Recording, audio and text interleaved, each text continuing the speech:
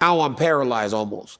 And from that moment on, I just was not the same guy. It took one incident, a sneeze, essentially ended my career because I never want to fight again. Stipe beat me the next time, then he beat me the following time. It's like, it was that one thing. So I think these guys, while they're playing longer, have an ability to go longer, but it'll be one thing. LeBron, if LeBron gets hurt, it's not going to be like when he got hurt in his 20s. He's really going to struggle. That's the thing. To bounce back. Because when you're younger, the ability to bounce back. I mean, an injury that would keep you down a day, all of a sudden it's 2-3 days. Or maybe it's a week. And an injury that would keep you down a week when you're younger, it's keeping you down 2 weeks or maybe even a month. The body just doesn't recover.